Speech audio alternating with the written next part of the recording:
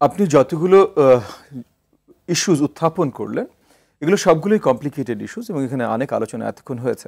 তবে এই কমপ্লিকেটেড ইস্যুজের এবং এগেন এই কমপ্লিকেটেড ইস্যুজের অনেক বড় বিস্তারে আপনার সলিউশন জানা প্রয়োজন। বাট সবচেয়ে গুরুত্বপূর্ণ যে জায়গাটা সেই জায়গাটা হলো সরকার, অন্তর্বর্তীকালীন সরকার কিভাবে সরকার পরিচালনা করছে এবং তাদের শক্তির অবস্থানটা জনগণের কাছে কিভাবে পরিষ্কার করছে, এটা গুরুত্বপূর্ণ। কারণ অনেক ধরনের এই যে আপনি গণপরিষদ বা যে কিছু আলোচনাগুলো শুনলেন এগুলো স্পেসিফিক এক জায়গা থেকে আসছে যে নতুন দলটা তৈরি হয়েছে সরকারের সাথে এই কিছু একটু সম্পৃক্ততায় যে নতুন দলটা তৈরি হয়েছে এনসিপি, সেই দলটাই এই আওয়াজগুলো তুলছে এবং সেই দলটা এই আওয়াজগুলো তুলছে। এই আওয়াজগুলোর যৌক্তিকতা, জোরে চেঁচিয়ে অনেক কথা বলা যায়, বাট যৌক্তিকতা দেখানোর জন্য চেঁচানো লাগে না, জাস্ট যুক্তি দেখালেই হয়ে যায়।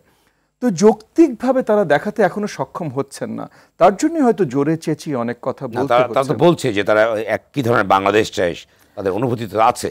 কি ধরনের বাংলাদেশ চাই দেখেন, নতুন বাংলাদেশ এজেন আরো উন্নত বাংলাদেশ আমরা সবাই দেখতে চাই। তবে একটা জিনিস হলো যে বাংলাদেশের স্বাধীনতার ৫৪ বছর পর আমরা এই গত ৫৪ বছরের অনেক উন্নয়ন দেখেছি, অনেক উন্নতি দেখেছি, অনেক রিফর্মসও দেখেছি এবং সেটার মাধ্যমে নতুন বাংলাদেশ যেটা আমরা গড়তে চাই সেখানে রাজনৈতিক কালচার থেকে শুরু করে জনগণের অবস্থান সব কিছুতে অনেক কিছু বদল আনতে হবে। এক রাতে গণপরিষদের কথা বলে আমরা বদল নিয়ে আসতে পারবো এটা আসলে বাস্তবিক না। এটা নিয়ে আরও কয়েকজন আলোচক আজকে আলোচনা করেছেন যে আমাদের সংবিধান ত্রুটি যেমন আছে তেমন একইভাবে এগুলো খুব সহজে সংস্কার করাও আমরা করতে পারি।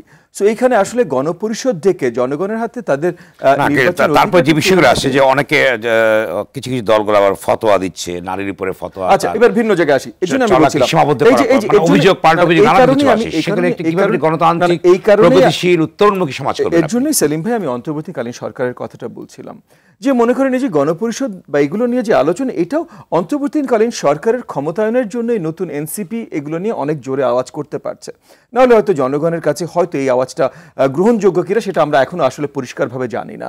উল্টো দিকে আপনি বলেন আমি ইসলামিক দল না, নিষিদ্ধ অর্গানাইজেশন হিজবুত তাহরির তারা ক্যাম্পাসে ক্যাম্পাসে বড়ভাবে তারা ব্যানার লাগাচ্ছে।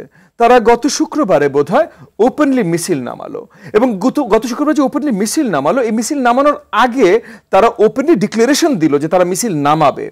এখন সরকার এবং আইন শৃঙ্খলা বাহিনীর কি দুর্বল অবস্থা যে ওপেন ডিক্লারেশন দেবার পর ব্যবস্থা তারা করতে পারেননি। যেই জায়গাটায় আপনার ওপেন ডিক্লারেশন দিতে পেরেছেন এই ধরনের একটা নিষিদ্ধ অর্গানাইজেশন যে তারা হাজার হাজার নেতাকর্মী নিয়ে মাঠে নামবেন। এখন হাজার হাজার নেতাকর্মী নিয়ে মাঠে নামবেন, এই হাজার হাজারের এটলিস্ট শত শত সিসি ক্যামেরাতে ফুটেজ চলে এসছে। নিষিদ্ধ অর্গানাইজেশনের নামে যদি আপনি মিছিলে নামেন তাহলে এটা অবভিয়াসলি অ্যারেস্টেবল অফেন্স। এটা যদি অ্যারেস্টেবল অফেন্স হয়ে থাকে তাহলে কত শো বা কত হাজার জনকে অ্যারেস্ট করা হয়েছে এটা আমাদেরকে একটু দেখানো হোক। সেই হিসেবে তো নিশ্চয়ই করা হয়নি। ক্যাম্পাসে ক্যাম্পাসে ব্যানার লাগানো হয়েছে খিলাফত ইজ দ্য ওয়ে।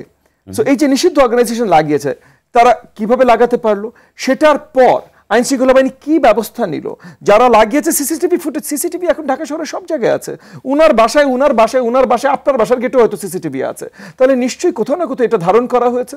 তাহলে সেগুলো নিয়ে আইন শৃঙ্খলা বাহিনী কি ব্যবস্থা করেছে। এখানে আরেকবার আপনার কি বলে না অন্তর্বর্তীকালীন সরকারের দুর্বলতা।